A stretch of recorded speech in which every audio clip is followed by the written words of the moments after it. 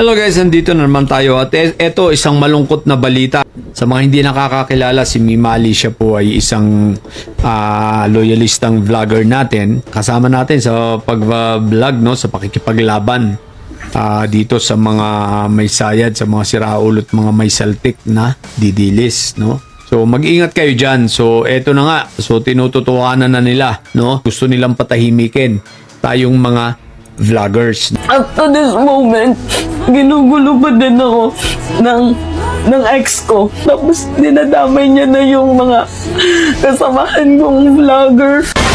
Bumuo ng Special Task Force ng PNP para imbestigahan ang pamamaril sa pro-Marcos vlogger na si Mima Alicia. Pro BBM vloggers patuloy na pinagbibintangan na kagagawan ng mga DDA supporters ang pagkasawi ni Alicia Lipata o kilala bilang si Mima Alicia.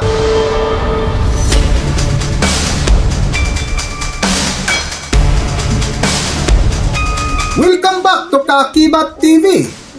Trending at viral pa rin ngayon sa mundo ng social media ang pagkasawi ng pro BBM vloggers na si Alicia Lipata o kilala bilang si Mima Alicia. Kung matatandaan ay nakilala itong si Mima Alicia dahil sa kanyang walang respeto at bastos na atake sa pagbablog na ang tinitira ay ang mga DDA supporters na pati na rin ang VP Presidente na si Sara Duterte ay hindi rin nakaligtas sa kanyang matulis na bunganga at matalim na pananalita. Tingnan mo talaga, Sara Duterte. Ano naman itong kumakalat na balita? Lahat na lang pinarir mo. Tang ina ba naman mga minamahal? Imagine nai-issue ka na sa pagnanakaw. Kaya ka nga nai-impeach. Nai-issue ka pa sa panggagancho, pagta-travel, gamit ang pondo ng bayan. Mayroon ka pang tinatawag na tukhang-tukhang. Ngayon, ano tong kumakalat na issue? Kaya ka pala pumupunta sa ibang bansa kasi nagpalaglag ka ng bata? Uy, ang tanong ko, sino yung kabembangan mo kung totoo man tong putang inang balitang kumakalat na to? And totoo nga naman yung sinasabi, di ba? Na katawan mo, pipiliin mo kung ano yung gusto mo. Pero ito yung ito yung napakagagong ginawa mo. Ginawa mo yan, oo. Sinarapan ninyo yung mga gabi ng lagim. Tapos nung may nabuo na, anong kasalanan ng sanggol para ipa-abort mo? Tingnan nyo naman yan, oh. Kung totoo man, kung totoo. Kaya ka mayat maya pumupunta ng ibang bansa kasi nagpalaglag ka. Eto, gusto namin tong malaman. Totoo ba tong kumakalat na balitang to? Kasi ako, ayaw manira. Hindi ka naman sumasagot sa impeachment. Meaning, totoo ba yon? Silent means yes? Ngayon, gusto namin marinig dito. Totoo ba na nagpalaglag ka ng bata, Sara Duterte? Totoo ba itong balita ng isang vlogger na kaya ka pumupunta sa ibang bansa kasi nagpalaglag ka? Sinong lalaki ang tumira sa'yo? Sinong lalaki ang bumembang sa'yo? Utang ina ka talaga. Kinakahiya ka naming mga babae, nakakasuka ka. Mas malala ka pa sa pokpok.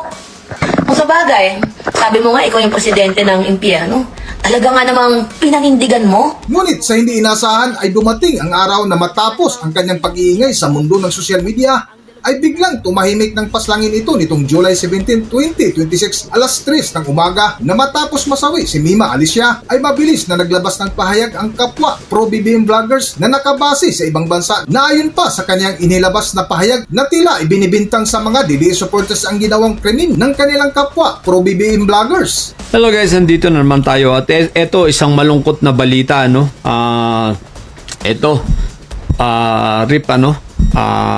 Nakikiramay tayo sa pamilya nitong si Mima Alicia. So siya po ay wala na.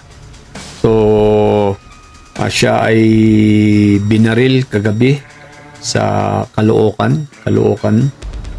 At sa tama ang ulo. So confirm po, patay na si Mima Alicia. Sa mga hindi nakakakilala, si Mima Alicia po ay isang loyalistang vlogger natin. At kasama natin sa pag-vlog, no, sa pakikipaglaban dito sa mga may sayad, sa mga siraulo at mga may saltik na didilis, no. At ito nga, kung naaalala ninyo yung sinasabi sa namin dati ni Pebbles na meron ng mga banta talaga sa buhay. Ako, pero hindi ko nabanggit. Parang nabanggit ko yata si Mima Alicia na rin nun. Hindi ko lang matandaan, no. Si Mima Alicia, sino pa ba mga kasama nun? Si Mike, si Nyolo yata kasama rin, tsaka si Mami Peng. So So mag-ingat kayo dyan. So eto na nga. So tinututuhanan na nila, no? So yung binanggit natin na binabanta na ang mga buhay.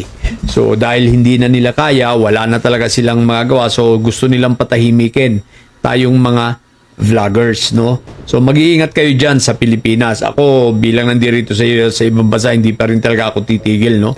Ipaglalaban ko sapagkat hindi ako titigil at hindi ako natatakot dyan dahil unang-una kailangan tayo ng Pilipinas, kailangan nating ituwid ang mga pagkakamaling ito, itong mga impunity na ito, itong karahasan na ito, itong EJK na pinaggagawa nila. So hindi tayo papayag.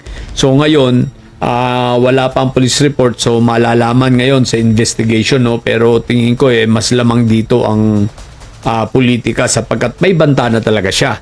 May banta na sa kanyang mga buhay, may death threat na, pero syempre si Mima Alicia matapang din ito na ipinaglalaban ang katotohanan at syempre pinaglalaban ang ating Pangulo.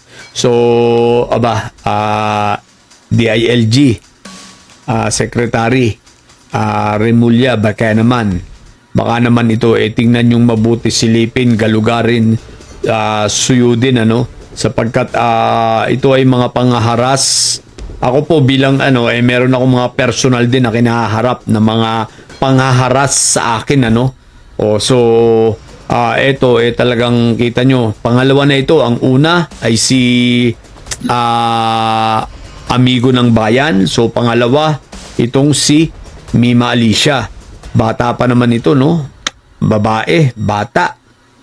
Ganyang kawalang hiya ang mga didilis, no? So DILG Secretary John Wick Remulla, baka naman pakiimbestigahan na mabuti at pakitingnan ito. Okay? So yun lang po. So confirm po na si Mima Alicia ay wala na, ang ating ka-BBM. Sa pamilya po niya, kami po ay nakikiramay sa inyo, no? At sa mga kay Mima, kung nasan ka man ngayon, huwag kang mag-alala, itutuloy namin ang laban. Hindi rito magtatapos, hindi rito matutuldukan, at hindi tayo magpapadala sa takot. Ipaglalaban natin ang ating bayan, ang Pilipinas, laban sa mga didilis na ito na mga kriminal, walang ibang alam kundi ganyan, gumawa ng masama sa kanilang kapwa. Anyway, may karma naman yan, sigurado ako, babalik sa kanila yan. Okay? Babalik yan sa mga may pasimuno ng lahat yan, lalo kay Inday Sayad. Okay? So yun lang po. At sa mga bobong didilis na nyo, no? Mga wala talaga kayong mga kwenta, wala kayong bayag, puro ganyan lang ang kaya nyo, diba? Sa kasalukuyan ay maraming anggulo ang tinitingnan ngayon sa nasabing krimen. Isa nga dito ang balitang unsihan o hatian na hindi patas ang bigayan ng talent fee ng grupo ng mga kapwa pro-BBM vloggers na kumalat ngayon sa social media. Pangalawa sa tinitingnan ngayon ay ang kumalat na video ni Mima Alicia na umiyak na nagkwento ukol sa ginawa na pananakit ng kanyang dating kasintahan na pati ang mga kapwa vloggers ay idinamay din. I'm shaking. Hindi ko alam kung ano yung gagawin ko. Kasi up to this moment, ginugulo pa din ako ng ex ko. Yung tipong ako na nga yung nabugbog. Yung tipong ako na nga yung nasaktan. Kinuha yung iPhone 11 ko. Sinira pa yung iPhone 13 ko. Tapos up to this moment, ginugulo niya pa din ako. Tapos dinadamay niya na yung mga kasamahan kong vloggers katulad ni Jake Magnus na hindi naman kasama sa issue. Gumagawa ng dump account para sirain ako. Tapos yung pinakamasakit dito, guys, yung scandal video niya na hindi naman ako yung nandoon, pero hindi nadawit niya ako. Hindi ko alam kung ano yung reason niya kung bakit niya ginagawa lahat sa akin to. Pero ako maayos po ako nakipag-iwalay sa kanya. Tapos, okay, sige. Sabi ko, maghiwalay na tayo kasi ayoko na, sobrang sakit na. Hindi na nga ako nagsalita. Ilang buwan na ako nanahimik sa mga pambubugbog sa akin. Ilang beses mong inila yung buhok ko.